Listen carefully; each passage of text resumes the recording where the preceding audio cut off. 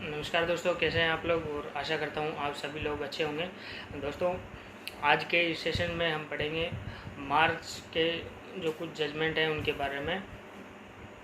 तो आइए दोस्तों शुरुआत करते हैं सबसे पहले जजमेंट के बारे में।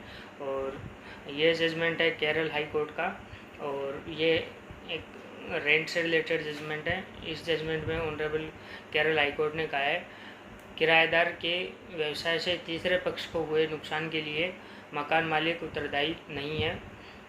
ये इस जजमेंट में ऑनरेबल केरल हाई कोर्ट ने कहा है। और इस जजमेंट का टाइटल है Johny Padikala versus PC Hasan and Millu Dandapani. Case number है इसका RFA नंबर 2004 का ये जजमेंट है। इसके बाद जो नेक्स्ट जजमेंट है वो है कर्नाटक हाई कोर्ट का, और ये CRPC 125 सेक्शन से रिलेटेड है। और इस जजमेंट में ऑनरेबल कर्नाटक हाई कोर्ट ने कहा है वेतन से PF अंशदान, LIC प्रीमियम, मकान किराया वसूली आदि के लिए जो कटौती है उसको CRPC की धारा 125 के तहत भरण पोषण राशि का आकलन करने के लिए इसको नहीं माना जाएगा। इसकी कैलकुलेट इनके बेस पे नहीं की जाएगी।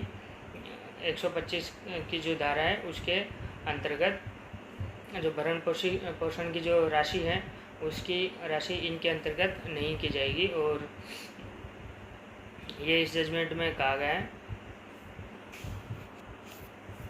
इसके बाद जो नेक्स्ट जजमेंट है वो केरला हाई कोर्ट का जजमेंट है। और ये जजमेंट जो एक ट्रायल होती है, जो लर्निंग लाइसेंस बनाने के लिए, ड्राइविंग लाइसेंस बनाने के लिए ट्रायल होती है उसके बारे में बताया गया है। इसमें ऑनरेबल केरल हाई कोर्ट ने कहा है driving and competency road test mandatory if application of renewal of driving licence is made after 1 year of its expiry. जो ड्राइविंग और जो ड्राइविंग क्षमता है, जो रोड है, और जो रोड टेस्ट है, कॉम्पिटेंसी रोड टेस्ट की जो क्षमता है वो यदि ड्राइविंग लाइसेंस का जो रिन्यूअल है वो 1 साल के बाद अगर आता है तो इस कंडीशन में ये मैंडेटरी होगी। और इसका टाइटल है Sebastian Jacob versus the transport commission and others. Case number है इसका 38402/2023 रिट है ये। इसके बाद नेक्स्ट जो जजमेंट है वो है बच्चे की कस्टडी से रिलेटेड, और ये जजमेंट है उत्तराखंड हाई कोर्ट का।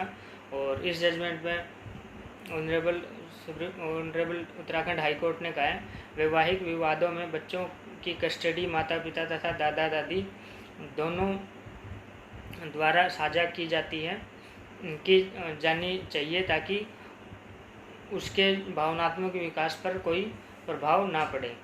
बच्चे का जो भावनात्मक विकास है उस पर कोई प्रभाव नहीं पड़े। ये जजमेंट कस्टडी के बारे में बताता है। और इस जजमेंट का टाइटल है Shruti Joshi versus state of Uttarakhand and others writ petition PIL है ये। इसका नंबर है 28/2024 28/2024 का ये जजमेंट है। इसके बाद नेक्स्ट जो जजमेंट है वो इलाहाबाद हाई कोर्ट का जजमेंट है। और इस जजमेंट में इलाहाबाद हाई कोर्ट ने कहा है police has no jurisdiction to investigate a non cognizable cast without prior permission of magistrate. और इस जजमेंट का टाइटल है Mohammed Rashid Khan versus state of UP। और ये इस 482 का नंबर है 1926/2024 की ये 482 है। इसके बाद नेक्स्ट जो जजमेंट दोस्तों वो है ये जजमेंट है हज से रिलेटेड है, और इस जजमेंट में ऑनरेबल दिल्ली हाई कोर्ट ने कहा है Hajj is a religious duty of every Muslim. Delhi high court allows septuagenarian NDPS convict to visit Mecca Medina.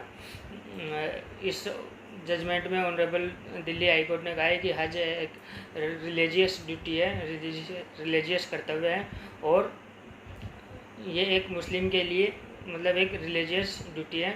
और इस जजमेंट के थ्रू दिल्ली हाई कोर्ट ने एक 70 वर्षीय आयु के जो व्यक्ति है उसको मक्का मदीना जाने के लिए उसको अलाउ किया था. और इस जजमेंट का टाइटल है सैयद अबू आला वर्सेस NCB. केस नंबर है इसका 1294/2010 का ये केस नंबर है. इसके बाद नेक्स्ट जो जजमेंट है वो इस प्रकार है. ये भी दिल्ली हाई कोर्ट का जजमेंट है, और इस जजमेंट में ऑनरेबल दिल्ली हाई कोर्ट ने कहा है openly calling husband important and discussing sexual life in front of family member in is mentally cruelty. इस तरीके की कोई बात होती है तो वो मेंटल क्रूअल्टी की कैटेगरी में आएगी, और दिल्ली हाई कोर्ट का ये जजमेंट है. और इस जजमेंट का केस नंबर है, इस जजमेंट का जो नंबर है वो है MAT एप्लीकेशन FC 92/2021 का ये जजमेंट है. इसके बाद नेक्स्ट जो जजमेंट है वो इलाहाबाद हाई कोर्ट का है, और इस जजमेंट में इलाहाबाद हाई कोर्ट ने कहा है जजमेंट और order obtained by playing fraud can be challenge before any court at any point in time. यदि कोई जजमेंट फ्रॉड के द्वारा प्राप्त किया गया है तो उसे किसी भी समय और किसी भी कोर्ट में चैलेंज किया जा सकता है. और इस जजमेंट का टाइटल है Ganga Prasad versus state of UP, और इसका केस नंबर है writ civil number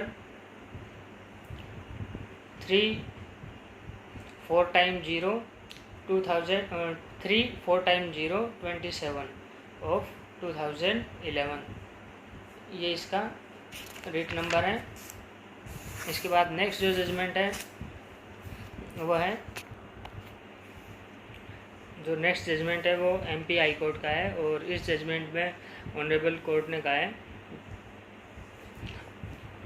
wife can be debarred from getting maintenance only if she is actually living in adultery at or around the time of application under section 125 CRPC.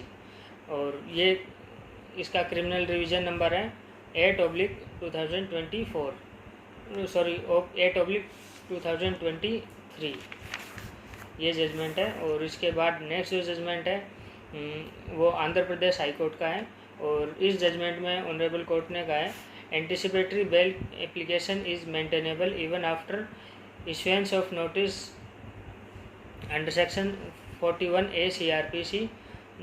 ये honourable Andhra Pradesh high court ने कहा है यदि section 41A CRPC के notice issue भी हो चुके हैं तो भी एंटिसिपेटरी बेल एप्लीकेशन मेंटेनेबल होगी. और इस जजमेंट का जो नंबर है वो है क्रिमिनल पिटिशन है ये, और इसका पिटिशन का नंबर है 1052/2024, और इसका टाइटल है Pinapala Uday Bhushan versus state of Andhra Pradesh. ये थे मार्च 2024 के जजमेंट्स, और आशा करता हूँ इन जजमेंट्स में से आपको कुछ नॉलेज मिली होगी, आपकी नॉलेज कुछ बढ़ी होगी. इसी के साथ हम नेक्स्ट सेशन में मिलेंगे, उसमें हम अप्रैल 2024 के जजमेंट्स के बारे में बात करेंगे.